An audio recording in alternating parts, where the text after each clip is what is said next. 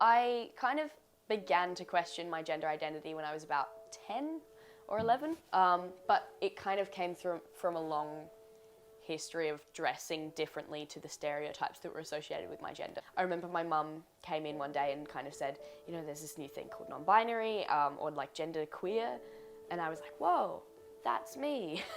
As soon as I heard the word, it clicked that that was what I'd been feeling this whole time. When Audrey sort of found this term or category of non-binary, it just seemed to fit, and it fit for Aud. And then I remember kind of, you know, just kind of quite naturally evolved that Audrey was identifying as non-binary, and that just seemed like, okay, great, yep, that makes sense. I get a lot of, like, are you a girl or are you a boy? I get a lot of that question in public a lot, which is, yeah, I guess a daily challenge. But I also get some more hostile stuff, like when I was younger, and I was still, you know, not coming to terms with being uncomfortable in bathrooms, I would like go into the women's bathroom and people would like try and kick me out. We're so caught up in language as a culture, and I think there's a really important reason behind that. You know, language helps us to understand and define people and our experiences, and I think it's really important. But also there's a point where the language has to be less important than the person. And I mean, I've had some issues just even within my family with people not respecting my pronouns, and like repeatedly not respecting them. And it was really tough to deal with because it's something that it feels like they're attacking you.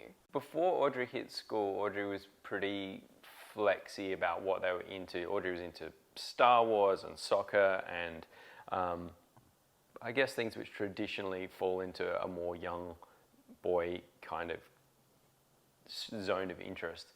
And we just let Audrey go, whatever they were interested in was like, cool, go. If you know, we watched Star Wars. I love Star Wars, so I showed Audrey Star Wars, and Audrey was like, I love Darth Vader. I'm like, really?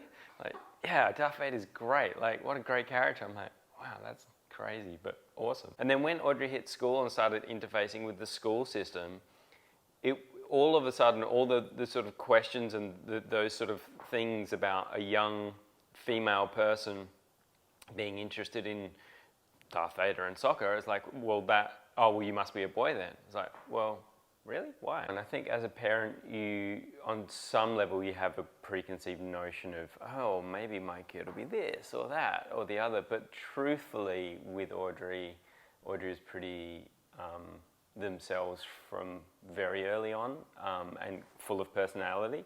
So I think, like, truthfully, I, as a parent, I hope that Audrey finds a place in life where they're happy and doing something productive and feeling good about their life.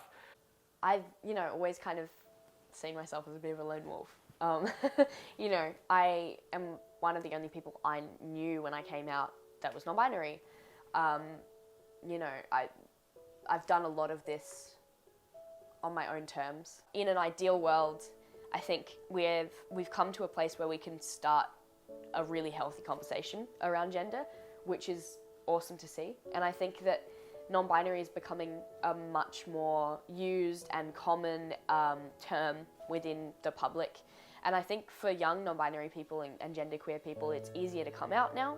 And so I think the future is a bright one if we continue down the path we're on, but everyone kind of needs to step up their game, People need to start talking about it more. People need to start asking people's pronouns as a default, not just when they think they're non-binary or trans. It needs to become really, really normal to be non-binary, to be genderqueer, to be anything other than woman and man.